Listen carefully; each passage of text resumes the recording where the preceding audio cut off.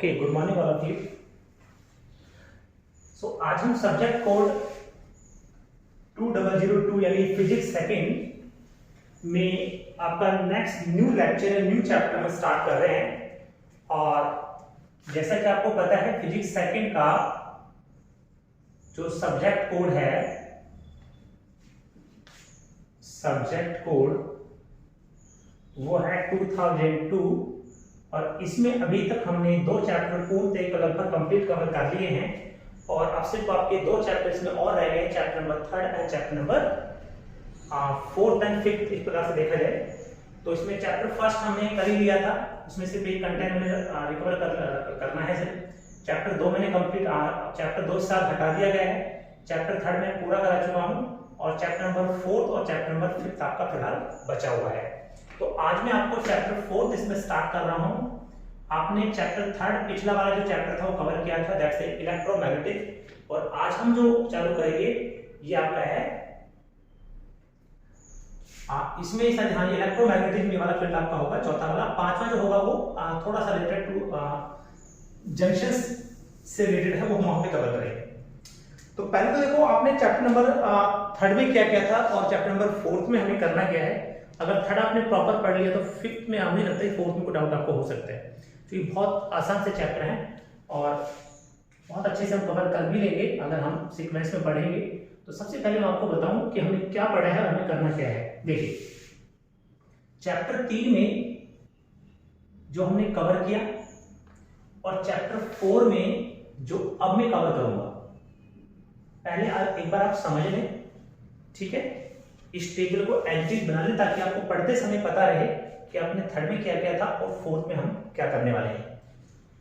फिर मैं आपको पहले कंटेंट समझाऊंगा, समझाने के बाद जो लाइन में यहाँ पे लिखूं उन्हें आप अपनी फेयर कॉपी में बनाकर नोट्स बना लेना, ठीक है। इतना सा आपको थोड़ा सा काम करना है, ज्यादा नहीं। देखिए सबसे पहले आपको याद हो तो आपने इसमें पढ़ा था पहला कंटेंट कि इलेक्ट्रिक फील्ड क्या है। इलेक्ट्रिक फील्ड क्या है मतलब आपको याद होगा वो फील्ड जो किसी एक ऐसा फील्ड जिसमें कोई चार्ज कोई फोर्स फील करता था उसे आप इलेक्ट्रिक फील्ड बोलते थे।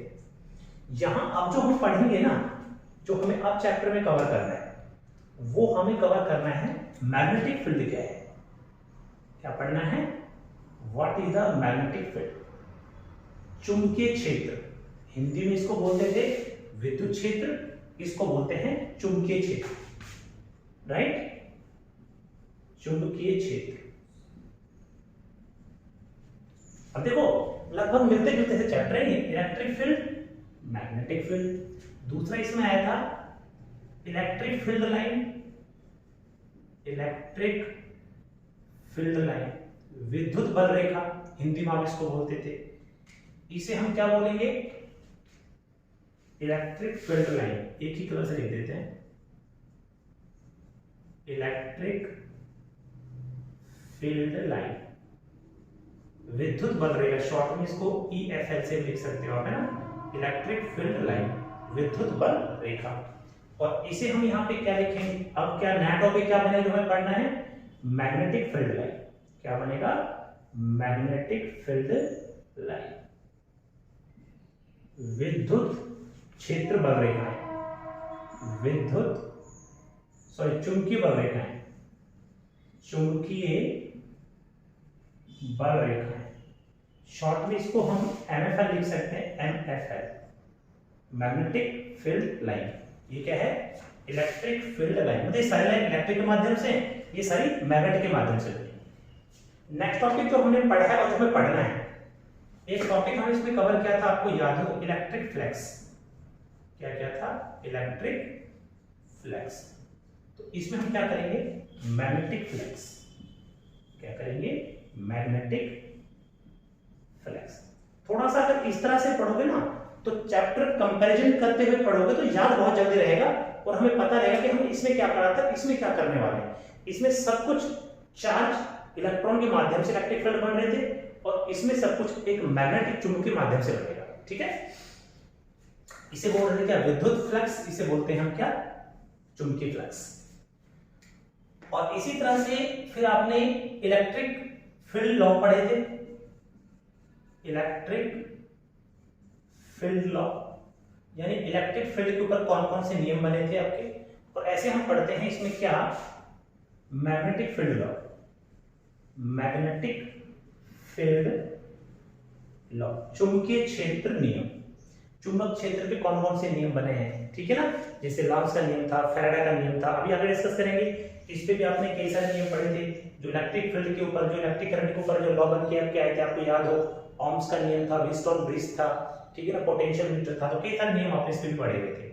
अभी हम केवल जो आज लेक्चर में कवर करेंगे वो कवर करेंगे कि मैग्नेटिक फील्ड क्या होता है, चुंबकीय क्षेत्र क्या होता है, मैग्नेटिक फील्ड लाइन क्या होती है, चुंबकीय बलरेखाएं क्या होती हैं, मैग्नेटिक फ्लक्स क्या होता है, ठीक है, उसके ऊपर कौन कौन से नियम बने हुए हैं, तो ये हम वन बाय वन करके कवर करेंगे। तो मेरी बात ध्यान से सुनना, चैप्टर नंबर 3 आपने पढ़ लिया, चैप्टर नंबर 4 हम पढ़ेंगे। चैप्टर नंबर 3 में सब कुछ किसके माध्यम से हुआ था, सब कुछ हुआ था with the help of electric field. यहाँ पे किसके माध्यम से होगा, विद द हेल्प ऑफ चुंबकीय फील्ड या मैग्नेटिक फील्ड। तो पहले मैं आपको कुछ पॉइंट है को समझा रहा हूँ, ये तो आप अपनी कॉपी में नोट कर लेना, ये वाले पॉइंट जहां मैं बोलूँ नोट करना है वहां नोट करना, जहां मैं नहीं बोलूँ नोट करने के लिए मत करना, सिर्फ समझ लेना। ये चैप्टर 3 हम कवर कर लिए, ये चैप्टर 4 हमें कवर करना है। एक तो आप इसे अपनी नोटबुक में एज उतार लेंगे ताकि पढ़ते वक्त आपको पता है आपको पढ़ना क्या है, राइट। अब मेरे पॉइंट सुनो, अब मैं आपको कुछ पॉइंट पहले समझा रहा हूँ, आपको कॉपी में नहीं उतारना, मेरी बात ध्यान सुनना, आपको कॉपी में नोट नहीं करना, ठीक है। आप पहले समझो एक बार, जब पॉइंट हम समझ लेंगे तो फिर हम उतार भी लेंगे बाद में। देखिए पहली बात आती है कि मैग्नेटिक फील्ड क्या है, ठीक है, एक बार इनको मैं समझा दूं, मैग्नेटिक फील्ड क्या है, मैग्नेटिक फ्लक्स क्या है, लाइन क्या है। देखो जरा आप खुद, आपने फील भी किया होगा, ऐसी बात नहीं है, मैग्नेट सबने देखी है, चुंबक सबने देखी है। चुंबक में क्या होता है, देखिए सपोज दैट मान के चलो कि मेरे पास एक ये मैग्नेट है, ये मैग्नेट है, ठीक है। इस मैग्नेट में आपको पता 2 पोल होते हैं, साउथ और नॉर्थ पोल होते हैं, इस तरह से। आप क्या करें, ये जो आपको मैग्नेट दिख रही है, इस मैग्नेट के आसपास क्या करें आप, देखिए जैसे मान के चलो कि मेरे पास कुछ आयरन फिलिंग्स हैं, आयरन फिलिंग मतलब आयरन फिलिंग्स का मतलब कोई लोहे के छोटे छोटे टुकड़े कील हैं, मतलब इस प्रकार से, तो लोहे के छोटे छोटे टुकड़े मेरे पास हैं, मैं उनको इसके पास में लेके आ रहा हूं। मान के चलो कि इस चुंबक जो आप मैग्नेट देख रहे हो, इस मैग्नेट के चारों तरफ अगर आप इस लाइन के अंदर, इस लाइन पे खड़े हो, तो ये मैग्नेट इस आयरन पार्टिकल को, लोहे के पार्टिकल को बहुत जल्दी अपनी तरफ खींच लेगा। लेकिन अगर आप इससे बाहर हो तो ये मैग्नेट इसको अपनी तरफ नहीं अट्रैक्टिव कर पाएगा। तो पॉइंट ये हो गया कि किसी भी मैग्नेट ने जितने एरिया में से किसी आयरन फिलिंग्स को खींचा है, तो वो इस मैग्नेट का क्या है, फील्ड है। क्या है, फील्ड, जिसे हम क्या बोलते हैं, मैग्नेटिक फील्ड। क्या बोलेंगे, मैग्नेटिक फील्ड। यानी ये किसी भी चुंबक के चारों तरफ एक ऐसा स्पेस है जिसके अंदर किसी भी आयरन पार्टिकल को या तो खींचा जाएगा या उसमें धक्का मारा जाएगा, मतलब अट्रैक्टिव करेगा या उसको रिपल्स कर देगा, राइट। उस पूरे स्पेस को हम क्या बोलते हैं, क्या बोलते हैं, मैग्नेटिक फील्ड बोलते हैं। मतलब सिंपल मैग्नेटिक फील्ड, चुंबक का क्षेत्र, जितने एरिया में उस मैग्नेट का प्रभाव है, जहां तक वो किसी पार्टिकल को खींच सकती है, वो एरिया पूरा क्या है, मैग्नेटिक फील्ड है आपका, सिंपल सी बात। और सुनिए, जब मैग्नेटिक फील्ड हो गया, अब हमने क्या किया, एक इसमें वर्ड आता है मैग्नेटिक फील्ड। जब हमने नोट कर लिया तो पहले तो हमें सबसे पहले क्वेश्चन तो हम यही सॉल्व करेंगे। मैं क्वेश्चन ही बनाऊंगा आपको डायरेक्ट, है ना। क्वेश्चन नंबर 1 आप यही लिखेंगे सबसे पहले, व्हाट इज मैग्नेटिक फील्ड। लिखो व्हाट इज मैग्नेटिक फील्ड। ये क्वेश्चन आपको एडिटिंग मिलेगी पेपर में, व्हाट इज मैग्नेटिक फील्ड, ठीक है। मैग्नेटिक फील्ड क्या है इसके बारे में समझाइए। पहला क्वेश्चन हम यही नोट करेंगे। सबसे पहले आप यही लिखोगे तो what is the magnetic field. तो क्या क्या पॉइंट आपको लेके आने हैं पेपर में, ठीक है। अगर क्वेश्चन आता है तो किन किन पॉइंटों का ध्यान रखना है, वो सभी पॉइंट लिखो, उनको मैं लिखा रहा हूं। तो अगर एग्जाम में आपसे पूछा जाए कि मैग्नेटिक फील्ड क्या है, तो आंसर आपके सामने इसका बहुत अच्छे से मैंने एक सिंपल भाषा में रिप्रेजेंट किया है। तो ये देखिए, देखो जनरली भाषा में अगर हम बात करें कि मैग्नेटिक फील्ड क्या है, तो आपको पता है चुंबक के चारों तरफ, किसी मैग्नेट के चारों तरफ जितने एरिया में उस मैग्नेट का प्रभाव है, मतलब अगर कोई आपने कोई लोहे का टुकड़ा या कोई आयरन फिलिंग से आयरन पार्टिकल उस चुंबक के पास में ले गए, तो जिस एरिया में से वो उसको खींच सकता है उस एरिया को हम क्या बोलते थे? मैग्नेटिक फील्ड बोलते थे।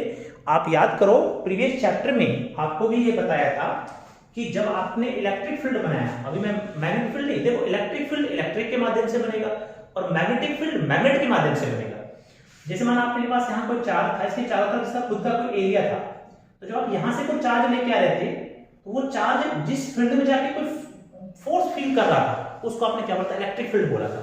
ऐसे हम आसान तरीके से बोलेंगे, देखो ये मेरे पास मैं टेबल क्लॉक डायग्राम बना सकते हो चाहे, ये वाला, ये मेरे पास साउथ, ये नॉर्थ।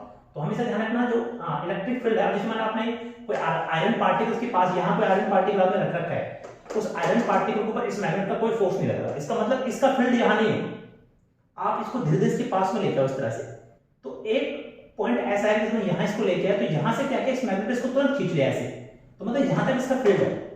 ठीक है, तो मैग्नेटिक फील्ड एक मैग्नेट के द्वारा बनाया जाएगा, मतलब किसी भी मैग्नेट के चारों तरफ का एक ऐसा स्पेस जिसमें कोई भी पार्टिकल कोई बल अनुभव या फील करे, उसे हम क्या बोलते हैं? मैग्नेटिक फील्ड बोलते हैं। ये मैग्नेटिक फील्ड जनरली ऐसा होगा, हमेशा जो ये लाइंस हैं वो इस तरह से निकलती हैं नॉर्थ से साउथ की तरफ, लाइक दिस, हमेशा ऐसे निकलती हैं ये। ठीक है, इस तरह से फील्ड बनता है इसका ऐसे, और अंदर की तरफ ये साउथ से नॉर्थ की तरफ चलती है, तो ऐसे फील्ड बना के दिखा सकते हैं हम। ये चारों तरफ इसका फील्ड है, चारों तरफ ये फील्ड है।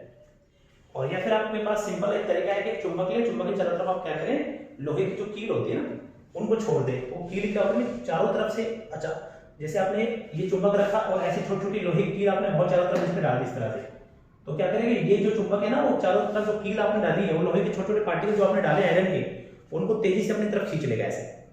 ठीक है, तो जहां तक खींच पा रहा है दैट्स इट फिट। तो डेफिनेशन में क्या लिखा गया है, एक बार जरा इंग्लिश मीडियम के स्टूडेंट देखिए, फिर हिंदी वालों को भी बताया तो क्या लिखा है। देखिए, the space around the magnet, मतलब चुंबक के चारों तरफ एक ऐसा space in which the force of attraction and repulsion, क्योंकि मैंने बता दिया था फील्ड के अंदर हमेशा दो टाइप के फोर्स लगेंगे, या तो रिपल्शन होगा या अट्रैक्शन होगा। ये दो वर्ड आपने पहले से पिछले चैप्टर में क्लियर कर रखे हैं। अट्रैक्शन का मतलब एक दूसरे को खींचना, रिपल्शन का मतलब एक दूसरे को दूर धकेलना।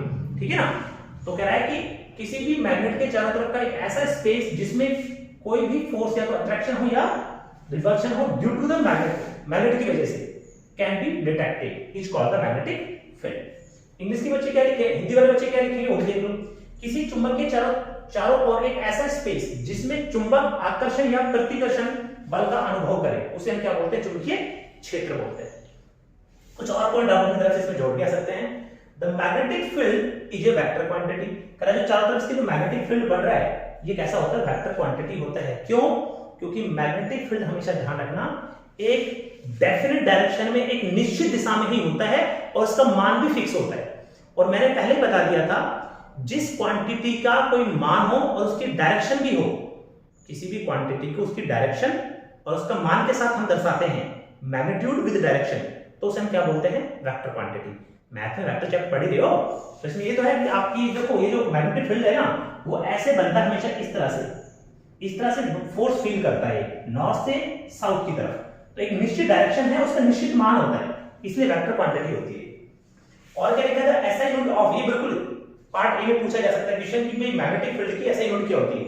The SI unit of a magnetic field is a tesla, name given by the American engineer Nikola Tesla. ये क्या कह रहा है कि मैग्नेटिक फील्ड की एसआई यूनिट आपकी टेस्ला होती है, जिसे एक अमेरिकन इंजीनियर के नाम पे दिया गया। उस इंजीनियर का नाम क्या था? Nikola Tesla. एक अमेरिकन इंजीनियर थे जिनका नाम था निकोला टेस्ला। उसने इस मैग्नेटिक फील्ड को सबसे पहले बताया, तो उसके नाम पे इसकी यूनिट पड़ गई क्या? टेस्ला। अगर आपसे पूछे कि मैग्नेटिक फील्ड की यूनिट क्या है, तो आपका आंसर होगा क्या? टेस्ला। हिंदी में लिखी गया है, देखो मीडियम में दोनों लिख रहा हूं, जिसको जो लगे, हिंदी मीडियम बच्चे हिंदी में लिख ले, इंग्लिश वाले इंग्लिश में लिख ले, और अगर दोनों लिखो तो ज्यादा बेहतर, आपको समझने में आसानी रहेगी। हिंदी में लिखिए इसका एसआई यूनिट टेस्ला होता है, जो कि एक अमेरिकन इंजीनियर के नाम पे पड़ा। इंग्लिश में आ जाओ, अगला पॉइंट क्या लिखोगे? The smaller unit of a magnetic field is A Gauss. अगर आपसे पूछे कि भी मैग्नेटिक फील्ड की सबसे छोटी यूनिट क्या है, गॉस। ये भी एक साइंटिस्ट के नाम था, उसके नाम पे इसको डाला गया, ठीक है। और इसकी सबसे छोटी यूनिट क्या होती है? गॉस होती है। तो बस मैग्नेटिक फील्ड में सिर्फ आपको इतना लिख के आना है। यानी अगर आपसे पूछे what is the magnetic field, चुंबकीय क्षेत्र क्या होता है, तो आपका सिंपल जवाब होगा किसी भी चुंबक या मैग्नेट के चारों तरफ एक वैसा स्पेस जिसमें कोई भी चुंबक क्या करे, किसी बल को फील करे, अट्रैक्शन या रिपल्शन फोर्स को फील करे, उसे हम क्या बोलते हैं, मैग्नेटिक फील्ड बोलते हैं। The space around the magnet in which the magnetic field the attraction and repulsion force. Hindi वाले बच्चे, किसी चुंबक के चारों तरफ वह क्षेत्र जिसमें कोई भी चुंबक किसी आकर्षण या प्रतिकर्षण बल अनुभव करे, उसे हम क्या बोलते हैं, चुंबकीय क्षेत्र, मतलब मैग्नेटिक फील्ड। अगले पॉइंट की बात करते हैं। देखिए मैग्नेटिक फील्ड हमने पढ़ लिया है, अब आपको यहां देखो, देखिए अगर जरा से इसमें देख पाए आप, ये मैं आपसे अभी जस्ट बात कर रहा हूं, मेरी बात को सुनना ध्यान से। देखिए ये मैग्नेटिक माने इतना फील्ड बन रहा है चारों तरफ, तो क्या होगा, ये जो मैग्नेटिक फील्ड बना है, जैसे ये सपोज दैट मेरे पास एक मैग्नेट है, ये आयरन के टुकड़े हैं लोहे के, ये इनको ऐसे खींचेगा अपनी तरफ, ऐसे चारों तरफ से चारों तरफ। अगर ऐसे आप इस पे मान के चलो कि छोटे छोटे लोहे के टुकड़े बहुत सारे इस चुंबक के ऊपर ऐसे छोड़ दो ऊपर से ऐसे, तो क्या होगा, वो कहीं यहां चिपक जाएगा, कोई यहां से चिपकेगा, कोई इधर से चिपकेगा, तो एक चारों तरफ से वो चिपक जाएंगे इस मैग्नेट के, कोई ऐसे आके कोई ऐसे आके, इस तरह से चारों तरफ से चिपक जाएंगे। तो क्या होगा, देखो जनरली अगर हम बात करें कि मान के चलो कि मेरे पास नीचे मैग्नेट नहीं है, मान के चलो वैसी जगह खाली, लोहे के टुकड़े मैंने लिए और इस पे छोड़ दिए, तो वो क्या होंगे, चारों तरफ इस पे इस तरह से बिखर जाएंगे, इस तरह से, राइट। लेकिन अगर मैं आपसे कहूं कि मान के चलो कि इसमें आपने एक चुंबक रख दी, एक मैग्नेट रख दी, यहां पे मैग्नेट रख दी ऐसे, अब आपने क्या किया, इसके ऊपर आयरन फिलिंग्स या फिर लोहे के पार्टिकल छोड़े। जब लोहे के पार्टिकल्स के ऊपर छोड़ोगे आप, जब लोहे के पार्टिकल्स के ऊपर छोड़ोगे तो क्या होगा, वो चारों तरफ से इस तरह से चिपक जाएंगे, इसके कोनों पे ज्यादा और यहां पे कम, इस तरह से। तो देखो ये जो लोहे के जो पार्टिकल्स है ना, ये जितनी दूरी से आए हैं वो तो मैग्नेटिक फील्ड था, उस मैग्नेटिक फील्ड, जैसे एक कील यहां से, ये चुंबक है और ये कील है, ये कील यहां से चल के ऐसे है इसकी तरफ ऐसे, तो इसको जिस लाइन से जो ये जैसे चल के आया ना, तो इसको किसी से तो रिप्रेजेंट करोगे आप, तो मैग्नेटिक फील्ड को जिससे हम रिप्रेजेंट करते हैं उसे बोलते हैं मैग्नेटिक फील्ड लाइन। क्या बोलते हैं, मैग्नेटिक फील्ड लाइन। अब आपको पता है, देखो ये मैग्नेट है, इस मैग्नेट का चारों तरफ जितना असर है वो तो मैग्नेटिक फील्ड हो गया। असर कैसे पता लगा, आपको इफेक्ट कैसे पता लगा, ये मेरे पास पार्टिकल है, ये पार्टिकल मैंने यहां रखा, इस पार्टिकल को क्या करा, इस मैग्नेट ने खींच लिया अपनी तरफ, ऐसे ऐसे ऐसे खींचा, तो ऐसे चारों तरफ बहुत सारे पार्टिकल्स होंगे ना, सबको खींचे गए, तो वो जो खींचे जैसे ऐसे खींचे, तो ये एक लाइन से रिप्रेजेंट करोगे ना, तो किसी भी मैग्नेटिक फील्ड को जिस लाइन से रिप्रेजेंट करते हैं that's called the magnetic field line. यानी चुंबकीय क्षेत्र को मैग्नेटिक फील्ड को जिन लाइन से रिप्रेजेंट किया जाता है वो क्या कहलाती है, मैग्नेटिक फील्ड लाइन कहलाती है। तो ये पॉइंट एक बड़ा इंपॉर्टेंट है, और इसमें जो अगला क्वेश्चन आपके सामने है जो आपको मैं बता रहा हूं उसे मोस्ट इंपॉर्टेंट डाल दो एग्जाम के लिए, what is the magnetic field line and their property. अगला पॉइंट जो आप लिखेंगे वो ये लिखेंगे,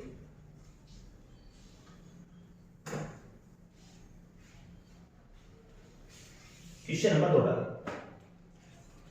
क्वेश्चन नंबर 2 में लिखेंगे student, what is magnetic field line and their property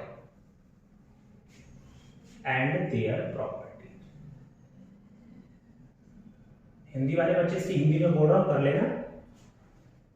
चुंबकीय बल रेखाएं क्या है तथा इसके गुणधर्म बताइए। चुंबकीय बल रेखाएं क्या है तथा इसके गुणधर्म बताइए। तो आपको पता लग गया, किसी भी चुंबकीय क्षेत्र को जिन रेखाओं से दर्शाया जाता है उसे चुंबकीय बल रेखा कहते हैं। मतलब इंग्लिश मीडियम वाले बच्चे कि भाई किसी मैग्नेटिक फील्ड को जिस लाइन से रिप्रेजेंट करेंगे that's called the magnetic field line. तो आंसर क्या लिख के आना है पेपर में, उसके जवाब सुनते जाओ। ओके स्टूडेंट्स, तो फिलहाल आंसर एक सामने आपके दिया गया कि मैग्नेटिक फील्ड क्या है। जैसे कि मैं आपको बता रहा था कि अभी आप जो देख रहे थे मैग्नेटिक फील्ड क्या है, चुंबक के चारों तरफ का वह एरिया जिसमें मैग्नेट का प्रभाव हो, और उसे जिन लाइनों से दर्शाया जाता है उसे हम बोलते हैं मैग्नेटिक फील्ड लाइन। तो आंसर आपके सामने है, देखो मैंने कई तरह से इसको लिख दिया है बेहतर तरीके से कि what is the magnetic field. Magnetic field line क्या है, what is the magnetic field line and their property. तो पहले तो हम बात करते हैं कि what is the magnetic field line, उसके बाद हम प्रॉपर्टी पे चलेंगे। ठीक है, तो देखो क्या लिखा गया, बहुत सिंपल सी भाषा में आपको जवाब लिख दिया गया है। The representation of a magnetic field, किसी भी चुंबकीय क्षेत्र को जिससे हम दर्शाते हैं, जैसे मैं बात कर रहा था ना कि लोहे के छोटे छोटे कील लेके आओ, टुकड़े लेके आओ, उनको चुंबक के ऊपर डाल दो, तो चुंबक क्या करेगा, उनको बहुत तेजी से अपनी तरफ चारों तरफ खींच लेगा। तो जो खींच रहा है ना चारों तरफ से, जैसे अलग अलग दिशाओं से, तो उसको हम जिन जिन लाइनों से दर्शाएंगे that's called the magnetic field line, उन्हें ही हम बोलते हैं चुंबकीय बल रेखा। तो यहाँ पे वही लिखा गया है, the representation of a magnetic field line is called the magnetic field line. ठीक है, हिंदी वाले बच्चे क्या लिखेंगे, चुंबकीय क्षेत्र को जिन रेखाओं से दर्शाया जाता है उसे चुंबकीय बल रेखा कहते हैं। यहाँ पे ये एमएफएल का मतलब है मैग्नेटिक फील्ड लाइन, है ना, चुंबकीय बल रेखा। आगे परिभाषा और दी गई है, the imaginary line represent magnetic field around a magnetic is called the magnetic field line. कह रहा है कि वह काल्पनिक रेखा जिससे किसी भी मैग्नेटिक फील्ड को दर्शाया गया वो क्या कहलाती है, मैग्नेटिक फील्ड लाइन कहलाती है। देखो इसको ऐसे समझ लो आप, जैसे मान के चलो सपोज दैट मेरे पास एक चुंबक है, एक मैग्नेट है, ये ऐसे हो गया, ये दो पोल होते हैं इसमें, साउथ और नॉर्थ पोल। अब आपने छोटे छोटे पार्टिकल चारों तरफ छोड़ दिए इसके, इस तरह से ये पार्टिकल्स क्या होंगे, इस तरह से खींचेंगे ऐसे इसकी तरफ, इस तरह से, तो खींच रहे हैं ना चारों तरफ पार्टिकल ऐसे। तो ये जो लाइन बन रही है ना, ये लाइन जो बन रही है चारों तरफ, ये वाली, इन लाइनों को क्या बोलते हैं, मैग्नेटिक फील्ड लाइन बोलते हैं। Magnetic field line magnetic field के अंदर ही बन सकती है, बाहर तो बन नहीं सकती, क्योंकि मैग्नेटिक फील्ड से बाहर तो मैग्नेटिक असर ही नहीं है ना। तो ये वो कह रहा है कि ये एक इमेजिनरी लाइन है, the imaginary line represent the magnetic field, वह काल्पनिक रेखा जिससे किसी मैग्नेटिक फील्ड को दर्शाया गया हो, that's called the magnetic field line. एक तीसरी डेफिनेशन और लिखी गई है, when a iron filling are kept near the magnet. जब कह रहा है जब आयरन फिलिंग्स को चुंबक के पास में लेके आते हैं, they get arrange in A pattern. तो ये कील जो है ना, आयरन पार्टिकल जो एक पैटर्न में जम जाते हैं, वो जो पैटर्न बनता है ना, उस पैटर्न को ही हम क्या बोलते हैं, मैग्नेटिक फील्ड लाइन बोलते हैं। इस वाली लाइन की अगर बच्चे को हिंदी करना चाहे तो मैं बोल रहा हूं धीरे धीरे, आप लिख लेना। जब किसी लोहे के पार्टिकल को या लोहे के कण को या लोहे के टुकड़े को, कुछ भी लिख लो, जब किसी लोहे के पार्टिकल को चुंबक के पास लाया जाता है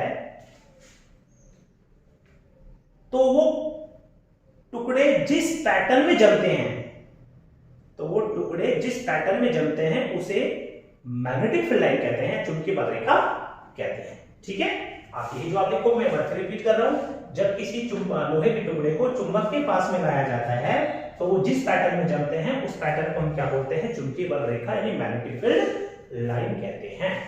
तो ये तो डेफिनेशन हो गई कि मैग्नेटिक फील्ड लाइन क्या है। देखो सिंपल शॉर्ट में मैं बोलूं, वे किसी भी मैग्नेटिक फील्ड को दर्शाने के लिए जो लाइन बनती है उन्हें हम मैग्नेटिक फील्ड लाइन बोलते हैं।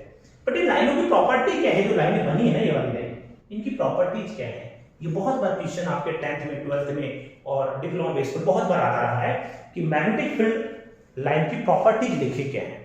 तो मैं प्रॉपर्टी भी आपको लिख देता हूं। प्रॉपर्टी कुछ इसी तरह से है जैसा आपने पहले पढ़ रखी थी इलेक्ट्रिक फील्ड लाइन की, वैसे ही मैग्नेटिक फील्ड लाइन की प्रॉपर्टी बनेगी। ठीक है, बट ये लाइन मैग्नेटिक फील्ड की वजह से बनी है और पिछले चैप्टर में जो आपने लाइन बनाई थी वो किसकी वजह से बनी थी, इलेक्ट्रिक फील्ड की वजह से बनी थी। ओके फ्रेंड्स, तो सामने आपके प्रॉपर्टी है कि इलेक्ट्रिक फील्ड लाइन की आंसर मैग्नेटिक फील्ड लाइन की प्रॉपर्टीज क्या है। तो उनमें से कुछ इंपॉर्टेंट प्रॉपर्टी आपके सामने दर्शाई गई है, जरा इन्हें देखें। सबसे पहली प्रॉपर्टी में जो आपको कहना चाह रहा है कि जो सारी फील्ड लाइन होती है मैग्नेट की, देखो मैग्नेटिक फील्ड को जिन लाइनों से आपने दर्शाया है वो मैग्नेटिक फील्ड लाइन है।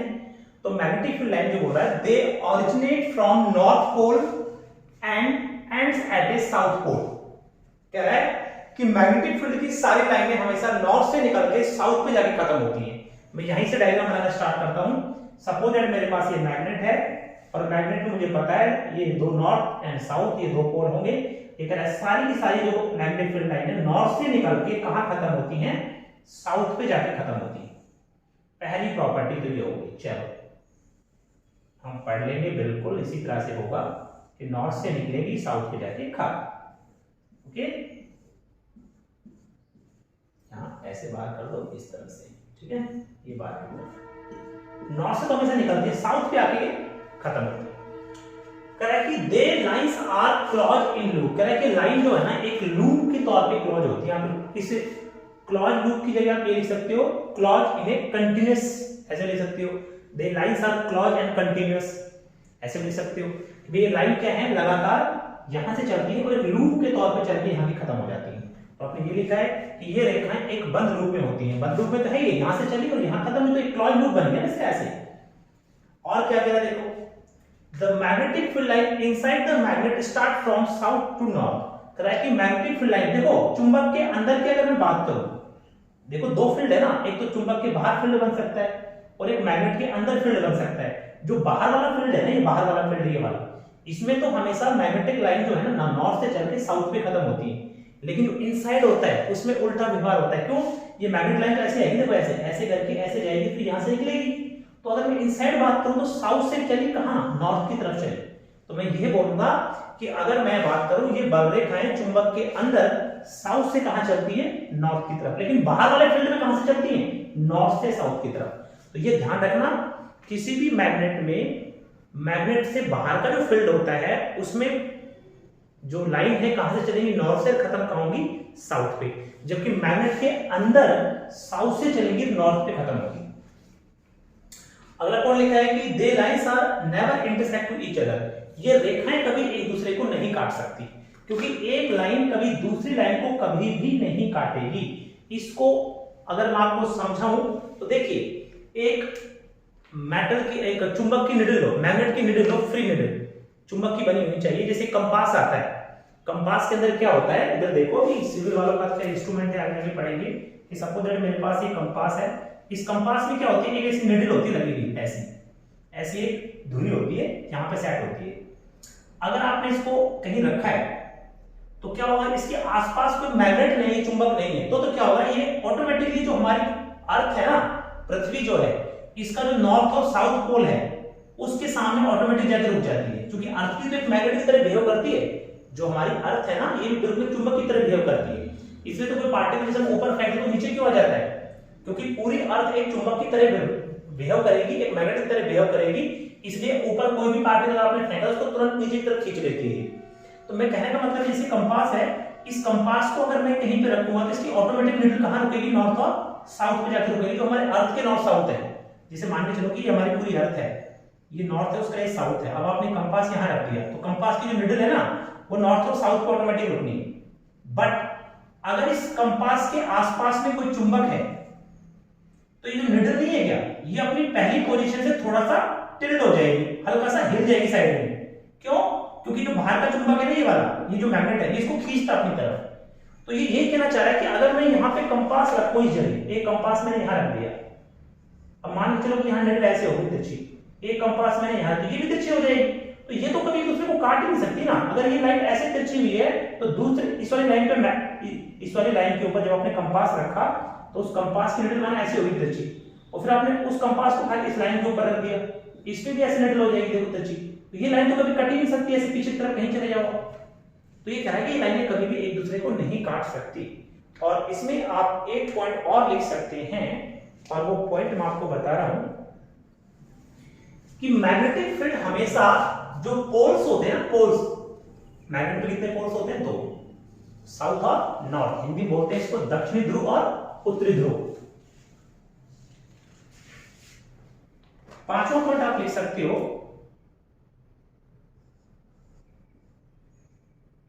The magnetic field are strong near to pole, ठीक है, and weak apart from it।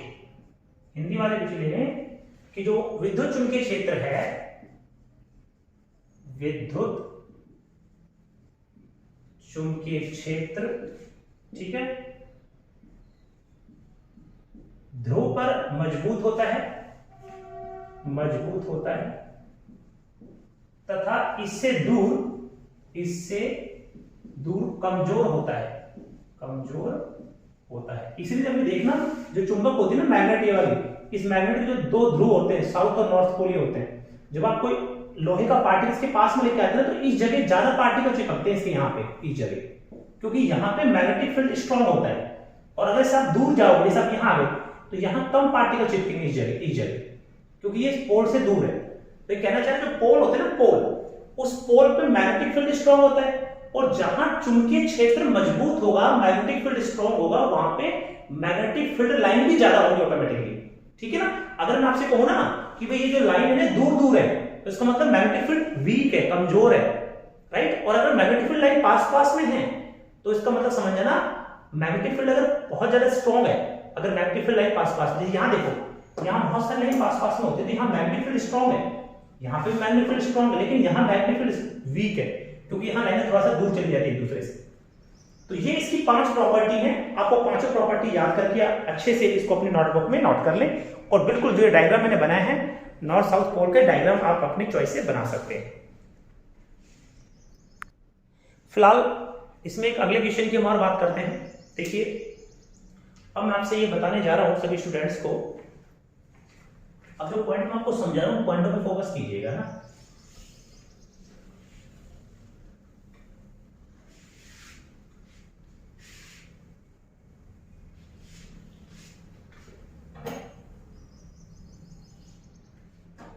देखोगे पॉइंट ये है, अगला क्वेश्चन देखो, question number 3, what is the magnetic flux. अगला क्वेश्चन बनाओ, व्हाट इज मैग्नेटिक फ्लक्स, कि मैग्नेटिक फ्लक्स क्या होता है, इसको भी बताना पड़ेगा। ओके, कैसे बताएंगे स्टूडेंट, तो देखिए चलो एक मैग्नेट लेते हैं पहले ना। सपोज दैट मेरे पास ये एक मैग्नेट, इस मैग्नेट से क्या बनेगा, चारों तरफ मैग्नेटिक फील्ड बनेगा, साउथ नॉर्थ। किसी भी चुंबक में ध्यान रखना हमेशा 2 पोल होते हैं, one is the south another the north. Okay, अब क्या होगा सुनिए, अब इसका एक फील्ड बनता है। चलो ठीक है, हमें पता है कि सारी जो मैग्नेटिक लाइन है वो यहां से निकलेगी इस जगह, और कहां खत्म होगी, साउथ में। जैसे होगा ऐसे बहुत सारी लाइंस हो सकती है, ठीक है ना, ऐसे बहुत सारी लाइंस हो सकती है, बट ये नॉर्थ से साउथ पे चलेगी ज्यादा हमेशा। ठीक है,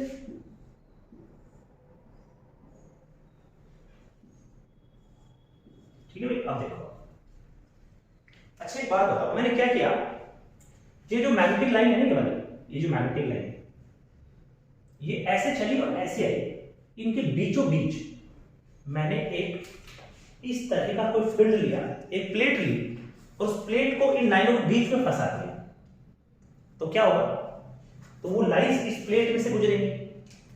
सपोज दैट मेरे पास एक यहाँ एक रेक्टेंगल टाइप की प्लेट रखी हुई है, ये कोई प्लेट है मेरे पास आयताकार, ठीक है, ये मैंने बिल्कुल लाइंस के बीच में फंसा दी। आप इसको ऐसे समझेंगे कि हमने ये बिल्कुल किसके बीच में ले ली, लाइंस के बीच में ले ली। Okay, like this. समझने के तौर पे इसको मैं ऐसे भी कह सकता हूं, जैसे मान के चलो कि ये मेरे पास एक मैग्नेटिक फील्ड है, राइट, ऐसे, और इसमें मैंने एक प्लेट ली इस तरह से, ये प्लेट मैंने क्या की, बिल्कुल इस मैग्नेटिक फील्ड के बीच में रख दी, कि सपोज दैट मेरे पास ये एंगल जो है ना, यहां से ये थीटा एंगल है,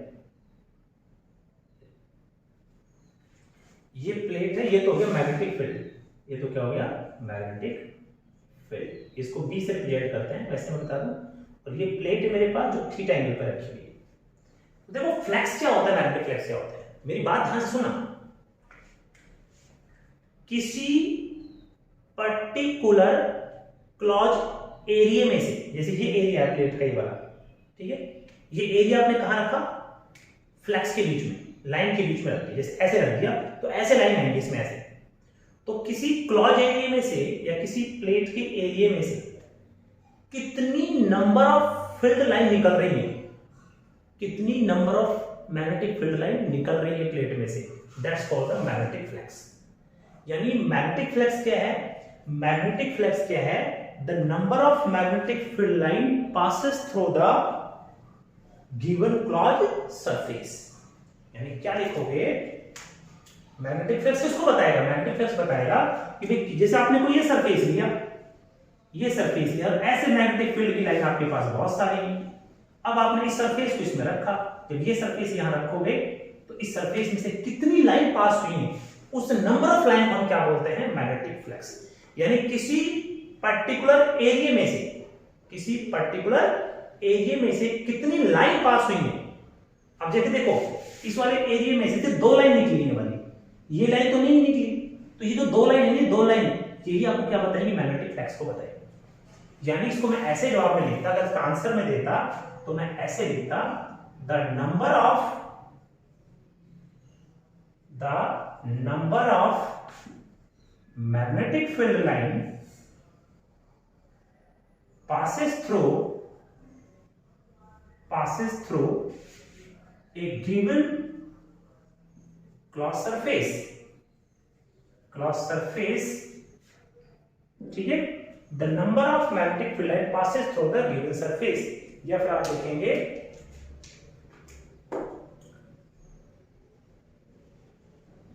वह चुंबकीय बल रेखा जो किसी बंद पृष्ठ से गुजरती हो, बंद पृष्ठ क्षेत्रफल से गुजरती हो। ये भी जो आप लिख सकते हो कि जैसे आपके पास ये मैग्नेट थी, सपोज दैट, तो जो मैग्नेट होगी इस मैग्नेट के एरिया में से कितनी लाइन गुजर रही है उसे हम क्या बोलते हैं? मैग्नेटिक फ्लक्स बोलते हैं। अब आप देख लो, सपोज दैट मैंने मान लिया कि माना मेरे पास एक प्लेट है, तो इसको देखो ये भी दे सकते हैं। अगर आपसे पूछे ना कि मैग्नेटिक फ्लक्स क्या है, तो आप ये भी जवाब दे सकते हो, it is a representation of total number of field line passes through the surface. ये उन टोटल मैग्नेटिक फील्ड लाइन को दर्शाता है जो सरफेस में से गुजरती है, सरफेस से बाहर है उनको नहीं, जो सरफेस में से गुजरती है उनको दर्शाता है कौन? Magnetic flux. तो इसको आप ये भी लिख सकते हो, it is a total representation, it is a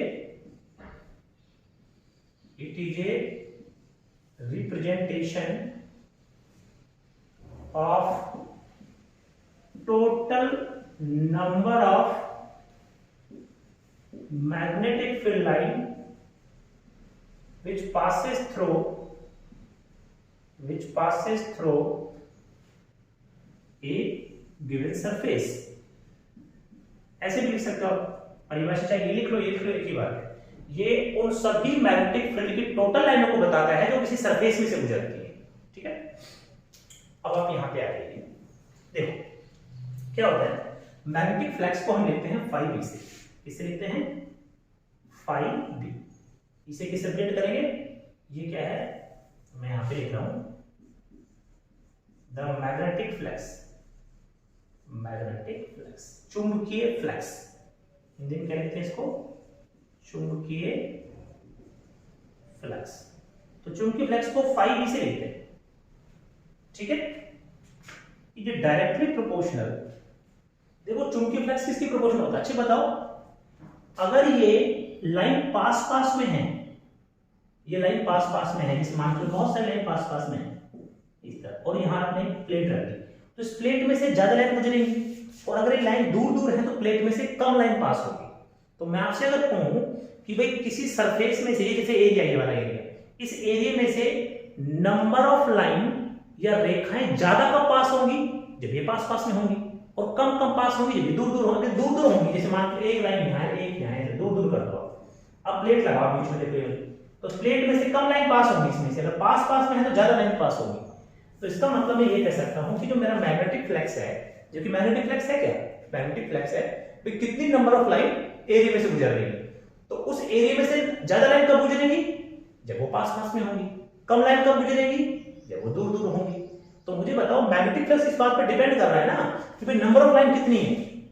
अगर नंबर ऑफ लाइन ज्यादा है तो मैग्नेटिक फ्लक्स ज्यादा होगा, नंबर ऑफ लाइन कम है तो मैग्नेटिक फ्लक्स कम होगा। तो इसका मतलब आपका जो ये मैग्नेटिक फ्लक्स किस पर डिपेंड कर रहा है? इस लाइंस पे। लाइंस का मतलब मैग्नेटिक फील्ड पे। मैग्नेटिक फील्ड क्या होता है? बी। मैग्नेटिक यहां पे बी क्या है? बी है मैग्नेटिक फील्ड। मैग्नेटिक फील्ड चुंबकीय क्षेत्र, जिसकी यूनिट बताइए टेल्सा।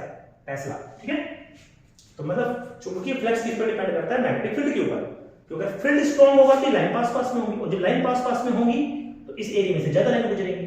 ओके, दूसरा हम ये कह सकते हैं कि ये जो इक्वेशन 1, ये जो चुंबकीय फ्लक्स है, मैग्नेटिक फ्लक्स है, ये डिपेंड करता है प्लेट के एरिया पे, क्योंकि अगर एरिया ज्यादा है तो ज्यादा लाइन पास होंगी, एरिया कम है तो कम लाइन पास होगी।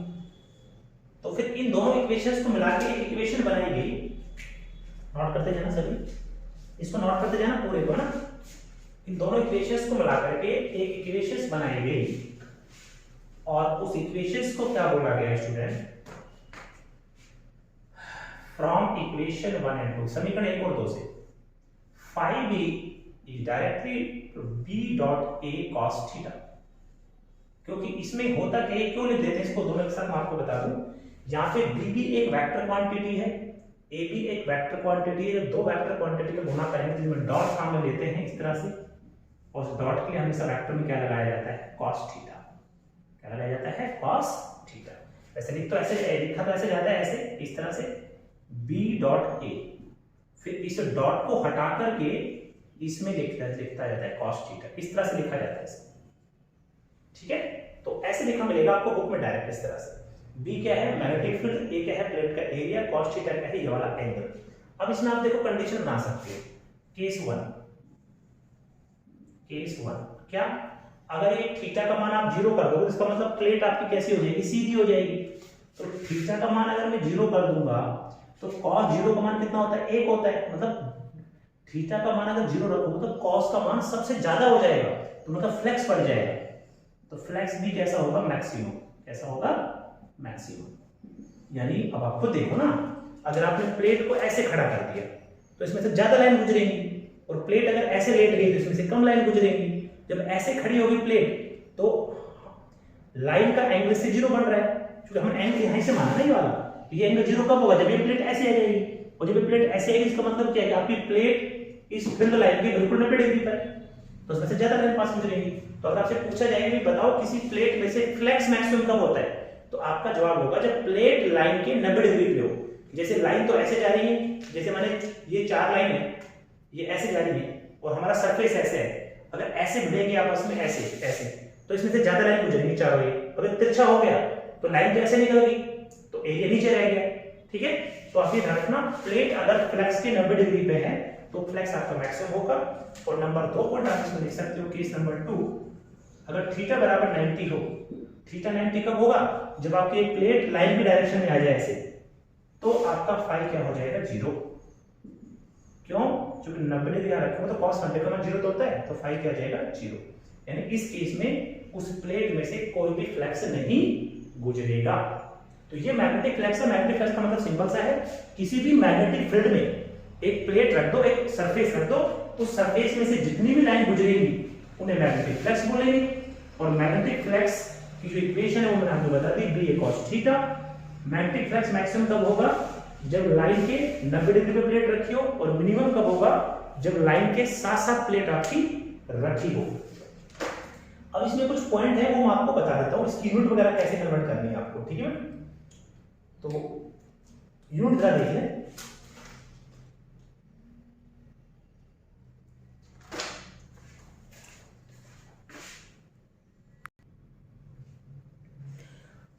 अगर हम मैग्नेटिक फ्लक्स की यूनिट की बात करेंगे तो यूनिट भी लिखें, यूनिट। तो देखो इसकी यूनिट 3 तरह से बताई जा सकती है। एक एसआई यूनिट, ठीक है, एक एसआई, एक सीजीएस, मैं लिख ही देता हूं। एक एसआई पद्धति में, एक सीजीएस पद्धति में, और एक आती है फंडामेंटल यूनिट। फंडामेंटल यूनिट, ठीक है स्टूडेंट। तो एसआई में जो इसकी यूनिट है ना, वो होती है वेबर। क्या होती है? वेबर। इसको हम रिप्रेजेंट डब्ल्यू से करते हैं, ठीक है ना। सीजीएस में जो इसकी यूनिट होती है ना, वो जाती है मैक्सवेल। यूनिट होती है क्या? मैक्सवेल। और फंडामेंटल यूनिट इसकी होती है, अगर हम फंडामेंटल यूनिट की बात करें, वॉट इनटू में सेकंड। और एमएलटी की अगर बात करें इसकी, तो एमएलटी बनेगी इसकी m1 l square t minus 2 i minus 1, आई यहाँ करेक्ट है, ये इसकी एमएलटी बनती है।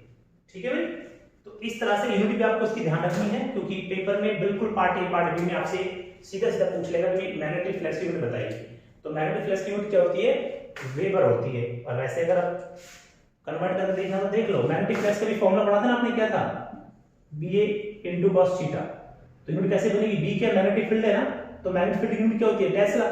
टेस्ला तो होती है, टेस्ला को T से लिखेंगे, और एरिया क्या होता है, लेंथ का स्क्वायर, ये भी लिखोगे T * l स्क्वायर, ऐसे लिख सकते हो।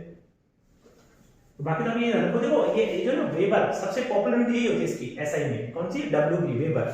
वेबर क्या था, एक जर्मन साइंटिस्ट थे जिनके नाम पे इसको डाला गया। ठीक है, एक जर्मन साइंटिस्ट थे जिनके नाम पे इसको डाला गया। और ये भी ध्यान रखना, जो आपने अभी फॉर्मूला पढ़ा था कि मैग्नेटिक फ्लक्स ये था BA cos थीटा, इसको जब हम कन्वर्ट करेंगे तो BA क्या है, मैग्नेटिक फील्ड टेस्ला, और ये क्या है, लेंथ का स्क्वायर। तो इस पूरे को टेस्ला इनटू में लेंथ का स्क्वायर, B क्या कहलाता है, वेबर कहलाता है। ये टेस्ला इनटू लेंथ, इसमें मान रखो ना, B क्या है, मैग्नेटिक फील्ड, मैग्नेटिक फील्ड की यूनिट क्या है, टेस्ला, टेस्ला को T से लिख दो। एरिया क्या होता है, लेंथ स्क्वायर। तो इन दोनों का जो गुणा करोगे ना, मल्टीप्लाई करोगे, तो इन दोनों की जो वैल्यू आती है उस वो किसके बराबर होती है, एक वेबर के बराबर। तो वेबर क्या था, वेबर एक यूनिट है किसकी, मैग्नेटिक फ्लक्स की। किसके नाम पे पढ़ी, एक जर्मन फिजिशियन साइंटिस्ट थे, उनके नाम पे पढ़ी थी। ठीक है, तो ये कंटेंट मैंने आपको फिलहाल पूरे करा दिए हैं। नेक्स्ट लेक्चर में ऑलमोस्ट 3 लेक्चर्स में चैप्टर पूरा हो जाएगा तुम्हारा ये। अगले लेक्चर में आपको फैराडे लेंज बताऊंगा, और उससे जो नेक्स्ट लेक्चर होगा उसमें गैल्वेनोमीटर समझा दूंगा, और फिर चैप्टर आपका खत्म हो जाएगा। थैंक यू भाई।